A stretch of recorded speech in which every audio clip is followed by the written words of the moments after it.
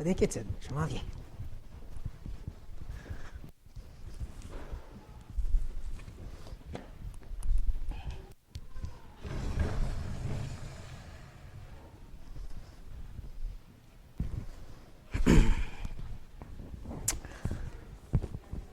Je veux que vous sachiez, j'avais raison de savoir prendre 1 heure le message. Mais ma femme m'a suggéré de parler plus vite pour que ça aille plus vite. Donc, sérieusement, j'aimerais qu'on se tourne vers la prière pour commencer. Tu sais, grand Dieu, que je me tourne vers toi parce que je me sens inadéquat, incapable sans toi. Ma langue est attachée par des grosses chaînes, ma bouche fermée. Seigneur, c'est toi mon courage, c'est toi ma force. De toute façon, c'est ta parole que je veux prêcher. Nous demandons d'ouvrir nos cœurs. Nous demandons que tu nous enseignes comme si on serait à tes pieds même. Et oh, quel privilège que c'est d'entendre ta parole librement, sachant que pour le reste du monde, ils n'ont pas cette liberté. Sachant que les non-sauvés ne peuvent même pas comprendre ta parole, on a le double privilège. La liberté en Christ, la liberté dans ce pays, pour pouvoir entendre ce que tu as à dire. Donc, Seigneur, qu'on porte une double attention ici maintenant. Regardez un passage si riche, si puissant et si épeurant. Aide-nous, Seigneur, à prendre avec crainte et tremblement cette parole qui est devant nous. De prendre au sérieux, Seigneur, ce que tu nous partages et de vraiment vouloir le mettre en pratique. Seigneur, tu m'as beaucoup enrichi en étudiant ce passage. Tu m'as beaucoup partagé et mon désir, c'est que tu continues à me transformer à l'image de ton Fils selon ce que tu m'as montré ici. Et qu'en retour aussi, mes frères et sœurs peuvent avoir la même bénédiction. Et ces petites gouttes d'eau, Seigneur, que tu nous partages ici, puissent vraiment briser les rochers de nos cœurs et porter semence en nous. À ta gloire, non pour moi. Amen. Avant de vous demander de revenir dans Hébreux chapitre 12, je vous donne la place de tourner dans le 10e chapitre d'Hébreux. Donc, Hébreux chapitre 10, et même placez-vous vers la fin du chapitre. Parce que j'aimerais répondre à la question, pourquoi? Pourquoi Hébreux? Pourquoi le chapitre 12? Je vous dirais que ma réponse, elle est simple, mais multiple. Comme premièrement, dans mon désir de mémoriser certaines parties de l'Écriture, Dieu dernièrement mis à cœur le chapitre 12 d'Hébreux. Donc, à force de le répéter et de le méditer, j'ai vu les richesses et aussi certaines mauvaises compréhensions que j'avais du passage. Donc, deuxièmement, quand mon frère m'a offert 6 messages en ligne, je me suis dit, c'est le temps rêvé pour devoir décortiquer ce passage et vous amener les richesses. Et aussi, troisièmement, pour répondre à certaines des mauvaises conceptions qu'on a. Comme, quand je dis Hébreux 12, peut-être vous pensez comme moi, c'est le chapitre du châtiment. C'est là que ça nous parle comment Dieu nous frappe de la verge pour notre bien. Et même si c'est un des thèmes du chapitre, c'est pas ça le but. C'est pas ça le sujet principal. Ça nous amène une nouvelle question. C'est quoi le but d'Hébreux 12? Et je dirais que pour répondre, il faudrait poser une autre question. C'est quoi le but, l'utilité d'Hébreux lui-même? Et non, ce n'est pas un livre pour nous aider à trouver les apostats, ni un livre pour nous faire douter de notre salut. Comme l'écrivain dit lui-même au chapitre 13, c'est une courte exhortation. C'est un livre d'encouragement. Rappelez-vous, il parle à des Juifs croyants qui veulent se détourner de la vérité pour revenir à qu'est-ce qu'ils connaissent, qu'est-ce qui est facile, le judaïsme. Et le Seigneur a trouvé bon de leur écrire cette lettre pour dire, détournez-vous regard du temple et des animaux et tournez-vous à la place vers Christ. Et il va faire ça par 10 chapitres où il parle de la supériorité de Christ. Il est supérieur aux anges, il est supérieur à Moïse. Son sacrifice est meilleur que celle des animaux, et ainsi de suite. Il va aussi le faire par des paroles vraiment sévères, dures, épeurantes à entendre. Comme on trouve au chapitre 10, où est-ce qu'il leur dit que si tu refuses le sacrifice de Christ, il n'y en a plus de sacrifice. Ça fait peur. Mais rendu au chapitre 10 aussi, surtout à la fin, comme je disais, il changeait un peu sa méthode. Vous allez comprendre en regardant à partir du verset 32. Souvenez-vous de ces premiers jours, où après avoir été éclairés, vous avez soutenu un grand combat au milieu des souffrances. D'une part, exposé comme un spectacle aux opprobres et aux tribulations, et de l'autre, vous associant à ceux dont la position était la même. En effet, vous avez eu de la compassion pour les prisonniers, et vous avez accepté avec joie l'enlèvement de vos biens, sachant que vous avez des biens meilleurs et qui durent toujours. N'abandonnez donc pas votre assurance, à laquelle est attachée une grande rémunération, car vous avez besoin de persévérance, afin qu'après avoir accompli la volonté de Dieu, vous obteniez ce qui vous est promis. Encore un peu de temps, celui qui doit venir viendra et il ne tardera pas. Et je vais arrêter ici pour maintenant. Donc, je vous dirais que premièrement, beaucoup des mots qu'il utilise ici, les paroles, vont revenir au chapitre 12. Parce que comme j'ai dit, il change un peu sa façon d'agir. Au début, il est chicanait, doigt d'en face. Mais là, il va plus se mettre comme sur leur épaule pour les encourager avec plus de douceur et de tendresse. Je vous comprends que vous avez vécu. Maintenant, regardons quelque chose d'autre comme le chapitre 11. Tous ces exemples de grands héros de la foi. C'est plus des chicanements, maintenant, c'est des encouragements. Et c'est là que l'on apporte justement au chapitre 12. Et là, oui, je vous demande de revenir dans Hébreux chapitre 12. Le chapitre se décortique en 4 façons majeures. Oui, il va y avoir 6 messages, donc des sous-divisions, mais en soi, il y a 4 façons de comprendre le chapitre. Dans les versets 1 à 3, il semble nous présenter comment Christ, c'est l'exemple à suivre par excellence. Ensuite, de 4 à 13, il va nous parler justement du châtiment que Dieu veut nous infliger. À partir de 14 jusqu'à 17, il va nous donner certains encouragements, plus certains avertissements de faire attention de ne pas être comme Ésaü, de faire attention aux racines d'amertume. Et enfin, de 18 à 29, c'est là qu'il va nous faire le contraste entre l'ancienne alliance et la nouvelle. Si on peut simplifier un peu le tout avec des petits titres faciles, c'est le Seigneur, le châtiment, l'encouragement et bien sûr la nouvelle alliance. Et donc, comme j'ai dit tantôt, ce soir, on va commencer avec les 3 premiers versets, qui sont beaucoup plus que juste une introduction en soi.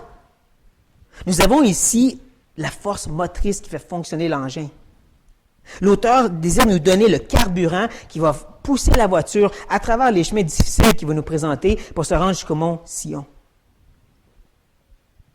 Donc, ces 3 versets, il faut vraiment y porter attention, de se concentrer, de méditer sur qu'est-ce qu'il nous dit, parce que c'est ça qui va nous aider pour le reste qui est à venir, qui fait peur. Et bien sûr, comme d'habitude, je vais lire un verset à la fois et chercher à l'exposer, l'expliquer le mieux que je peux. Donc, on commence au verset 1. Il dit, « Nous donc aussi, puisque nous sommes environnés d'une si grande nuée de témoins, rejetons tout fardeau et le péché qui nous enveloppe si facilement, et courons avec persévérance dans la carrière qui nous est ouverte. » Il commence le chapitre et le verset avec un participe grec très puissant, qui est traduit ici par « donc ». On pourrait peut-être changer un peu la phrase « donc nous aussi ». Et par ce « donc », il vient tout chercher l'information du chapitre 11. Tous ces exemples qu'ils nous ont présentés, puis il dit « à cause de ceci ». Ça nous montre à quel point ces gens sont d'une grande importance. À cause de ceci, et là, il prend une pause. Vous le voyez, même en français, il y a une petite virgule après le « aussi ». Il change d'idée, il fait une parenthèse pour y revenir plus tard en disant « et courons avec persévérance ». On peut vraiment comprendre la phrase comme « nous donc aussi courons avec persévérance » à cause de leur exemple. Mais donc, dans cette parenthèse, il va nous donner un peu un résumé des applications du chapitre 11. Il nous donne 2 applications de base. La première, c'est de regarder l'exemple des gens d'autrefois, et la deuxième, c'est de se débarrasser de ce qui peut nous empêcher de courir. Donc, en continuant, il nous dit « puisque nous ». Vous savez, parce que nous, il vient juste de s'associer à ces gens à qui il parlait. Ce qui est intéressant de ceci, c'est que depuis le début d'Hébreu, il parle au « vous ». N'anticipez pas vos cœurs. Parce que c'est eux qui veulent retourner au judaïsme, pas lui. Mais là, à ce point, il a changé la perspective. Il pense, il espère, il va détourner le regard du temple et dire, bon, là, on est ensemble dans le même bateau. Ce que j'ai à vous dire est aussi utile pour un chrétien qui a des difficultés, qui a des doutes, ou celui qui est ferme et mature. En même temps, le reste de la phrase, on comprend qu'il va même chercher ces gens d'autrefois. Il brise le mur de séparation qu'on appelle les dispensations, puis il dit, eux, ils ont le même point de vue que nous, puis ça, c'est la foi. C'est là qu'on se réunit tous. Le bateau dans lequel on embarque, l'arche, si vous voulez, s'appelle la foi. C'est là qu'on est tous avec le même point commun. Il dit donc, justement, puisque nous sommes environnés, entourés, même des fois, le mot veut dire transporter,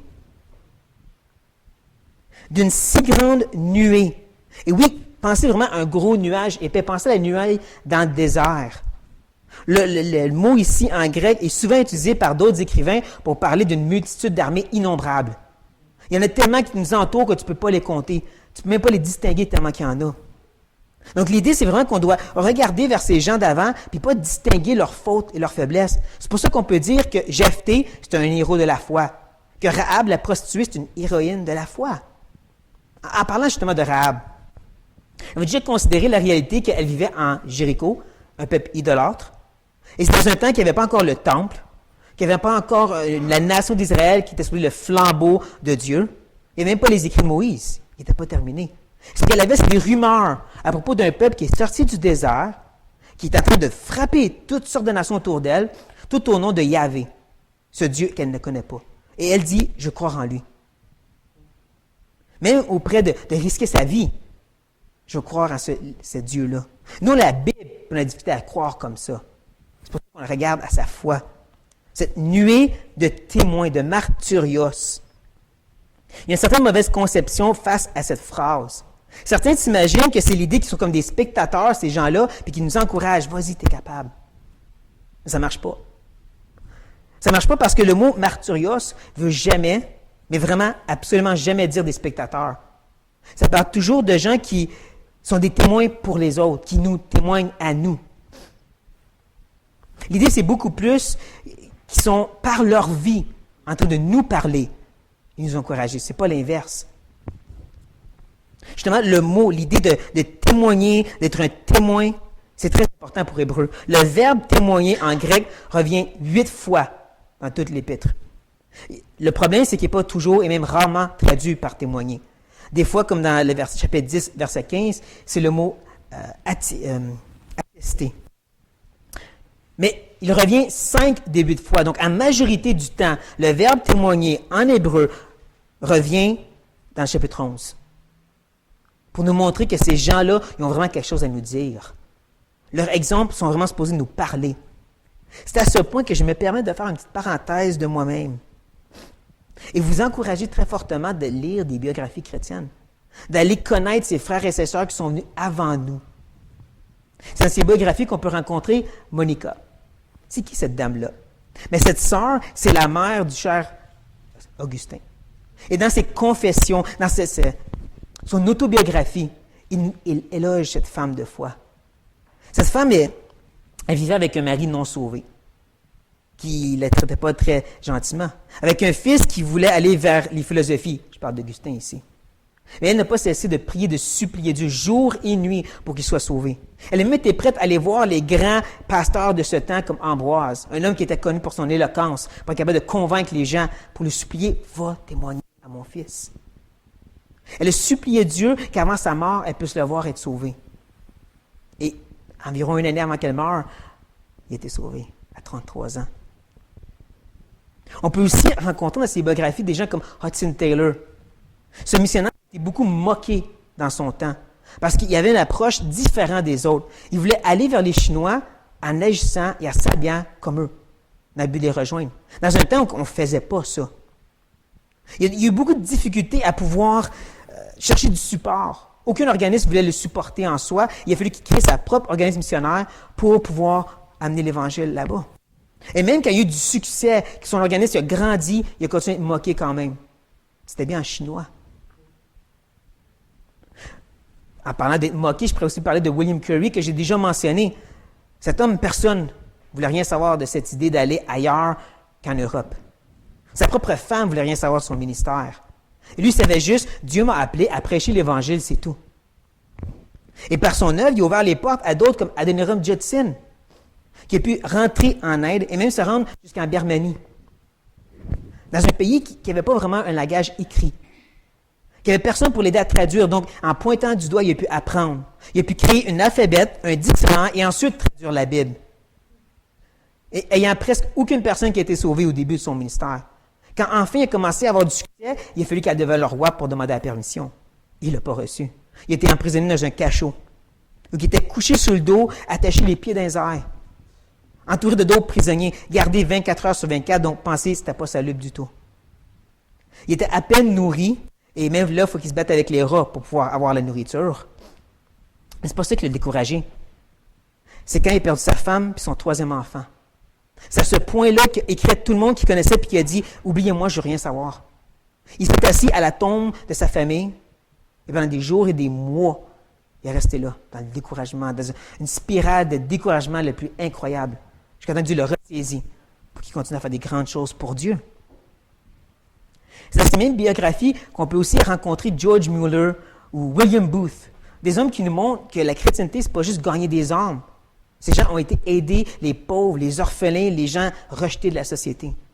Ou le grand docteur Livingstone. Peut-être que vous avez entendu ce nom-là, cet homme, il a mappé une bonne partie de l'Afrique. Mais pourquoi nous, les chrétiens, on le connaît, c'est parce qu'il a amené l'Évangile et la médecine aux Africains avant tout le monde. Bien sûr, on peut lire sur le grand Charles Spurgeon. Et c'est qu'est-ce qui marque le plus de cet homme? C'est qu'il vivait avec la dépression.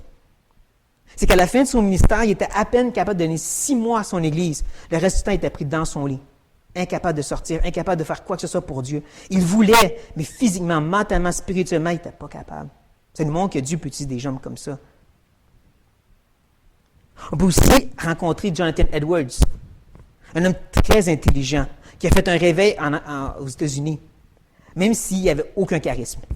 Il lisait son texte. On pourrait vraiment dire qu'il était plat. Ça n'a pas empêché que pendant qu'il lisait son texte, des gens dans la foule viraient fous. Ils pleuraient, ils criaient, ils voulaient être sauvés.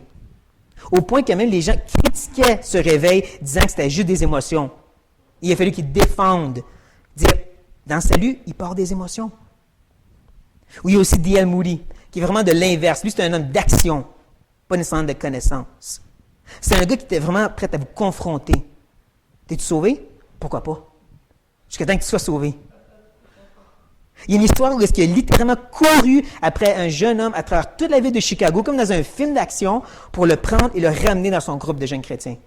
Ça, c'est D.L. Moody. Je ne voudrais pas négliger non plus de parler de Tsar Corrie ten Boom. Cette jeune Hollandaise qui a grandi pendant le temps de la Deuxième Guerre mondiale nous présente que la chrétienté, la communion fraternelle, là, ça ne se trouve pas dans les mêmes idées, les mêmes convictions, c'est dans le fait d'être ensemble. Point à la ligne.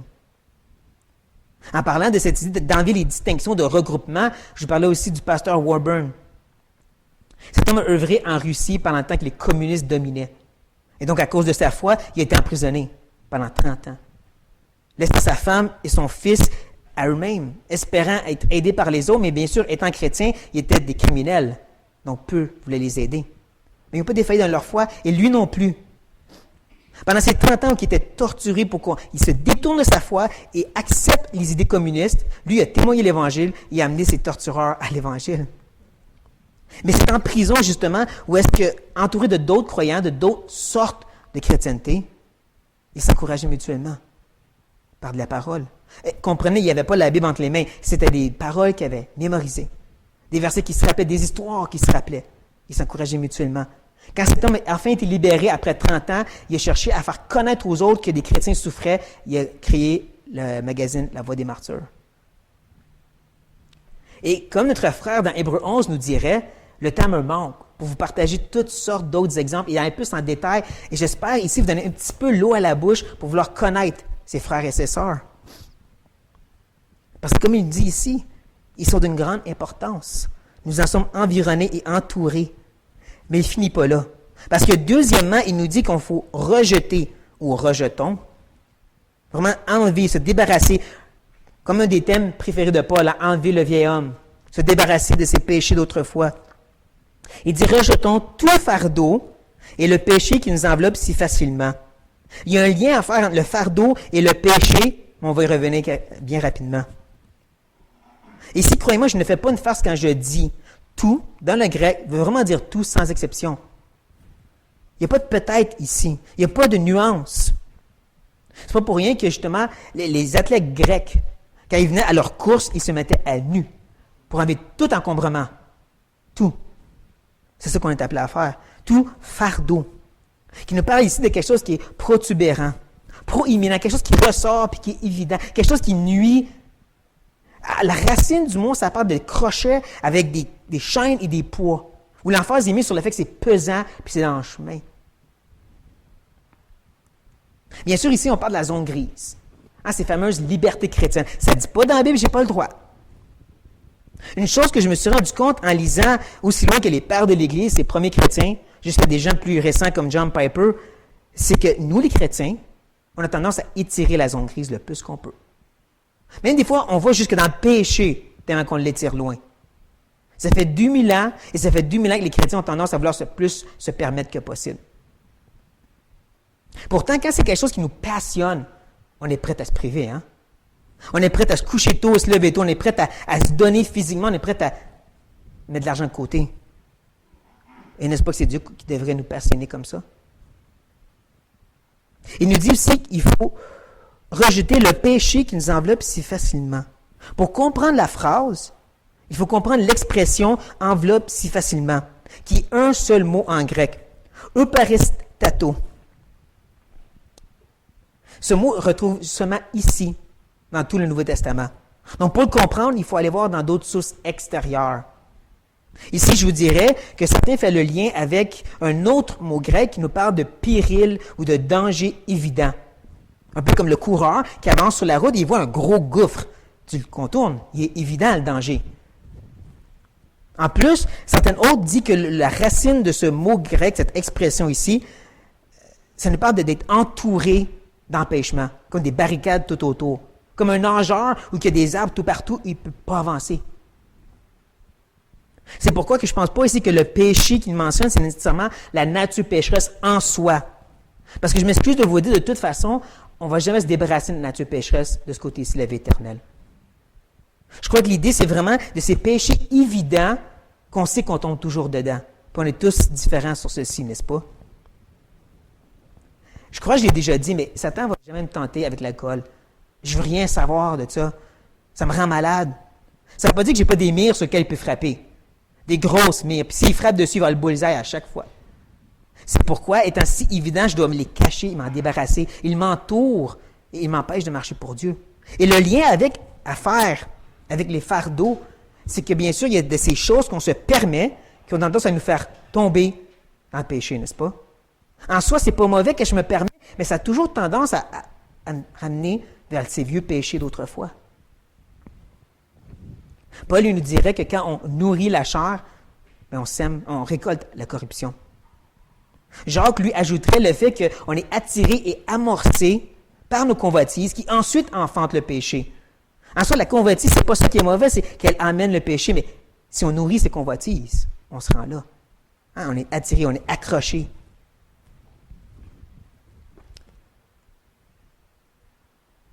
Le problème, c'est qu'on ne se rend pas compte d'à quel point que ces fardeaux peuvent nous nuire quand on est assis à rien faire. C'est pas pesant quand je suis assis. C'est quand je dois me lever, me sauver pour ma vie parce que l'ennemi veut me dévorer, que là, je me rends compte qu'ils sont vraiment des fardeaux et des problèmes qui vont faire tomber. Notre frère Pierre, lui, il nous dirait qu'il faut s'abstenir des convoitises charnelles qui fait la guerre à l'âme. Jésus, lui, nous a dit tout simplement, si vous voulez me suivre, vous devez vous renier vous-même. Pas des choses, vous-même. Nous devons nous débarrasser de ces choses qui nous empêchent une limite. Nous devons regarder aux ceux qui sont avant nous pour nous encourager et ensuite, on peut courir avec persévérance. Comprenez bien que, même si c'est traduit par courons, le mot grec nous parle de toutes sortes de compétitions athlétiques quelconques. Tout ce qui demande un effort, tout ce qu'on veut gagner. Et ça, il faut le faire avec persévérance. S'il vous plaît, portez attention à la signification du mot persévérance ici. Ça nous parle de porter un poids et de continuer à avancer. Vous pouvez certainement penser à justement ces athlètes, ces gens qui courent des triathlons. Comment à la fin, leurs muscles sont si pesants, ça semble impossible de continuer. Mais ils se rendent jusqu'au bout. C'est justement une de ces idées qui va revenir bien plus tard dans le chapitre 12. Il demande de courir avec persévérance dans la carrière. L'agon ou l'agon, je ne suis pas certain. Peut-être notre expert pour nous aider. Agon, merci. C'est un autre expert, mais... mais l'idée de agon, c'est la place où est-ce qu'on a la compétition. C'est la compétition elle-même. Donc, on court sur le chemin, on lutte dans l'arène, on va où est-ce qu'on est supposé d'aller, Et cette carrière, cet agon, elle est ouverte. Qui porte l'idée de quelque chose qui est visible pour aller le chercher, pour le gagner. Tu la vois, la médaille d'or, va la chercher. Tu peux voir, à la fin, il y a une banderole qui dit « Fini, cours jusqu'à là pour gagner ta course ». Il y a plein de petits contrastes à voir dans ce simple petit verset, n'est-ce pas? Je veux dire, on peut être entouré du péché qui nous fait tomber ou des témoins qui nous encouragent. On peut porter des fardeaux qui nous ralentissent ou porter un poids et aller avec persévérance. On peut se concentrer justement sur ces péchés évidents ou se concentrer sur le prix qui nous attend. Et en parlant de ce qui est visible et devant nous, ça nous permet d'enchaîner jusqu'au verset 2 maintenant. Ayant les regards sur Jésus, le chef et le consommateur de la foi, qui, en vue de la joie qui lui était réservée, a souffert la croix, méprisé l'ignominie et s'est assis à la droite du trône de Dieu. Comme je vous disais, il a terminé son verset en nous rappelant d'aller vers ce qui est saisissable, d'aller vers ce qui est visible. Et il va continuer avec ces mêmes idées. Cette expression « ayant les regards » est très spécifique. Elle nous demande de détourner nos regards d'une chose pour se concentrer sur un autre. Arrête de regarder au monde qui veut te distraire ou à tes problèmes. Regarde vers Jésus. N'est-ce pas fascinant qu'il ne dit pas Jésus-Christ? Parce qu'il veut nous présenter l'humanité ici comme exemple parfait. Jésus, l'homme. C'est même Jésus, homme, qui nous présente au chapitre 2, qui est venu être l'homme parfait, qui est venu faire ce que Adam et aucun de sa postérité n'a pu faire. Il est l'exemple parfait en étant le chef et le consommateur de la foi. Le chef vraiment dans le sens qu'il est celui en avant de la ligne puis on le suit. Et consommateur dans le sens qu'il perfectionne la foi en lui-même. Pas en nous, en lui-même. On sait très bien que tous ces merveilleux chrétiens d'autrefois, leur foi était bonne mais n'était pas parfaite. Jésus avait la foi parfaite. C'est pour ça qu'on la regarde et on cherche à l'imiter, qu'on cherche à imiter Jésus lui-même. Il est notre chef, il est notre exemple par excellence. Et lui, comme ça continue de nous dire, en vue de la joie qui lui était réservée à cette phrase. Par cette phrase, l'écrivain veut qu'on réalise que Jésus aussi a utilisé des sources extérieures pour l'encourager. L'expression « en vue », c'est exactement le même qui est traduit par « ouverte » au verset 1. C'est la même idée. Il a vu quelque chose à saisir, puis il est allé le saisir. Cette joie qui lui était réservée. Ici, il y a certains débats sur comprendre c'est quoi la joie. C'est-tu de servir Dieu ou c'est la joie qui l'attendait au ciel? Personnellement, je crois que c'est la joie qui l'attendait au ciel parce qu'il parle d'être réservé pour lui. C'est à venir. Surtout quand on voit qu'à la fin, il nous parle d'être assis à la droite du trône de Dieu. Cette joie parfaite qu'il attendait, c'est qu'est-ce qui l'a motivé. Comme nous aussi, on utilise ces motivations extérieures. Notre exemple par excellence a utilisé la joie qui l'attendait, comme nous, on se posait de regarder vers ces prix qui nous attend, vers le ciel qui nous attend pour nous motiver. Donc, par cette joie qu'il regardait, il a souffert la croix et méprisé l'ignominie. Le mot « souffert », je vous dirais que c'est le père littéraire, ou si vous voulez, le noyau grammatical de persévérance. Donc, c'est encore la même idée de porter un poids. On sait, Jésus, sur la croix, il a porté nos péchés. Ça, c'est tout un poids. Il a souffert la croix, il a reçu une certaine disgrâce, qui est justement ce que le mot ignominie veut dire, une disgrâce reçue de quelqu'un d'autre. On sait, les pharisiens l'ont moqué quand il était sur la croix. On sait, les Romains l'ont moqué avant la croix. Mais lui, il l'a méprisé. Il l'a regardé avec dédain, c'est ça que ça veut dire. Le regarder d'en haut. Pas les gens en soi, la moquerie elle-même. Ça, c'est l'attitude qu'il nous montre à avoir.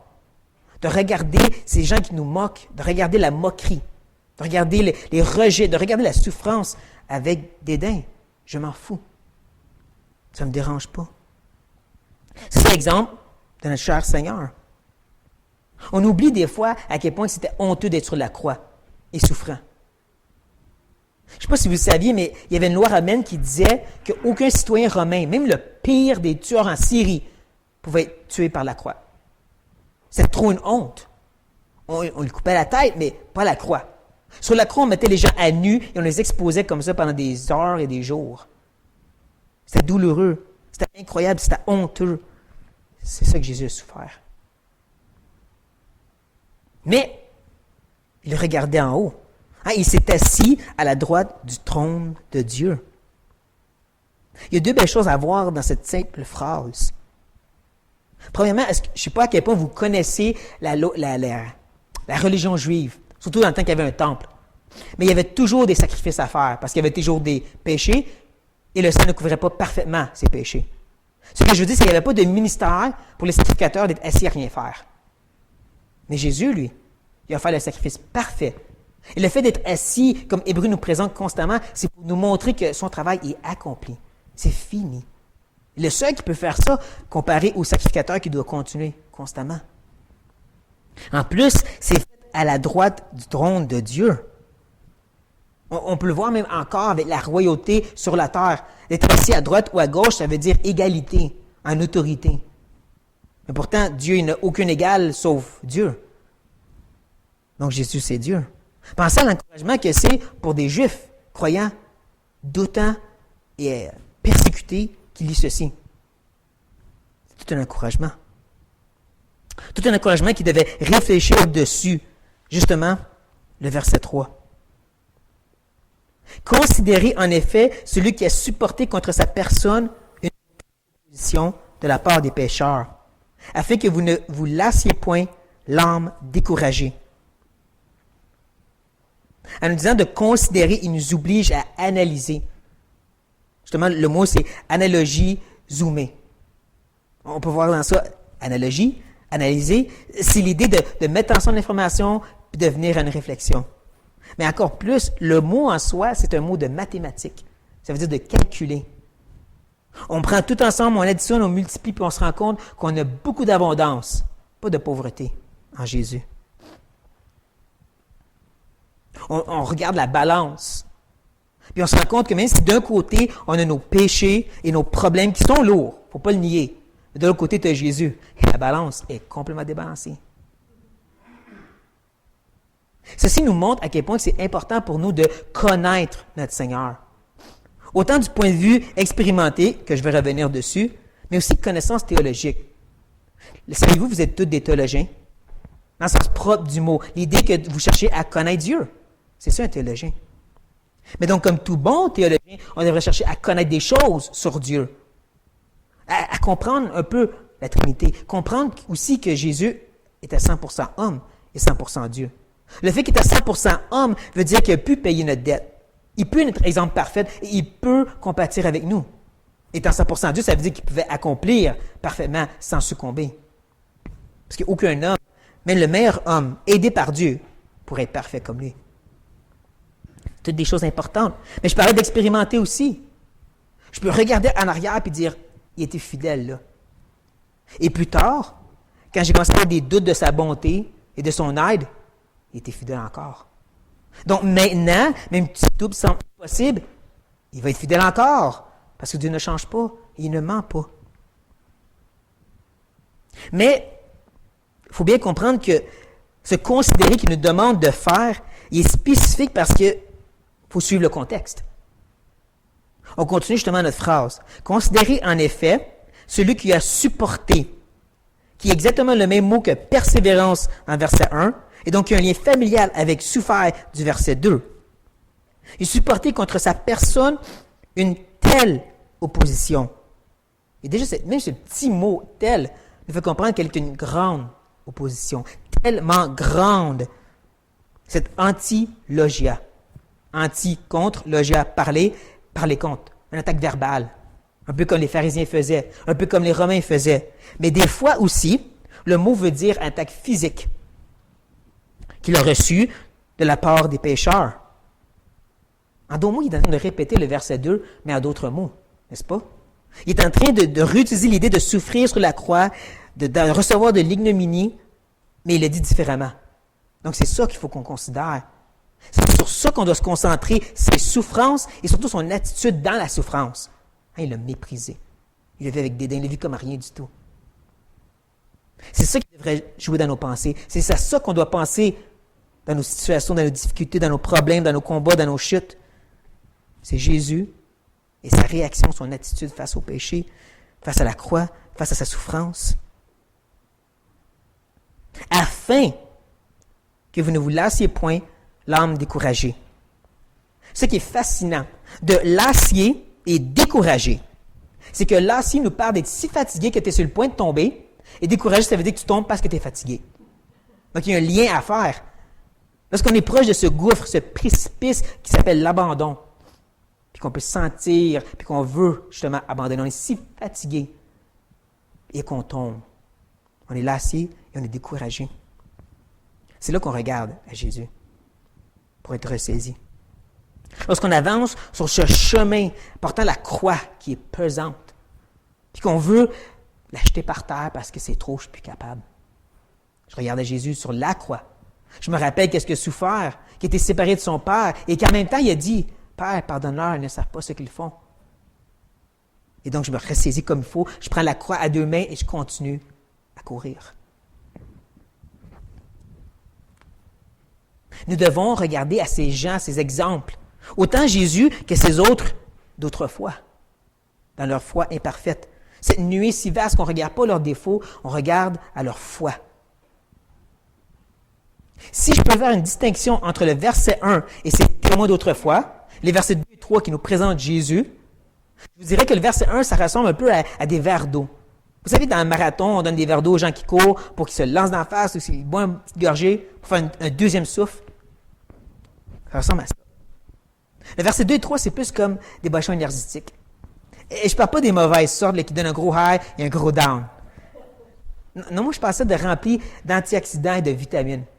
C'est que lorsque tu es sur le gouffre, ils t'es prêt à abandonner, ils te ressaisissent, mais en plus de ça, ils donnent l'énergie pour aller jusqu'au bout. C'est ça que ça a fait de regarder à Jésus. De regarder à notre chef et consommateur de la foi. Ça nous ressaisit à ce point. Mais bien sûr, il faut être prêt à rejeter ces poids qui fait juste nous fatiguer pour rien. Et qui nous fait tomber dans le péché, qui nous enveloppe si facilement. Nous devons être prêts à faire ces sacrifices. Vous savez, des fois, on se pose la question, est-ce que c'est permis? Quand la vraie question devra être, est-ce que ça va me faire rapprocher de Dieu? Est-ce que ce que je vais me permettre ici va me faire grandir dans le Seigneur? On ne veut pas se poser la question, parce qu'on sait que la réponse, ça va être peut-être non. Mais on va le faire quand même. Demandons au Seigneur de nous aider face à ceci.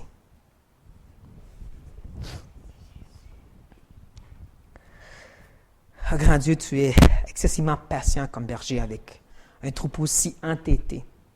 C'est dur de comprendre. On regarde à ton Fils. On veut continuer à avoir les yeux sur lui. Continuer demain et la semaine prochaine. Continuer dans les chutes, nos péchés, nos grands défauts. Continuer à regarder dans nos problèmes, nos difficultés, quand tout semble ne pas fonctionner.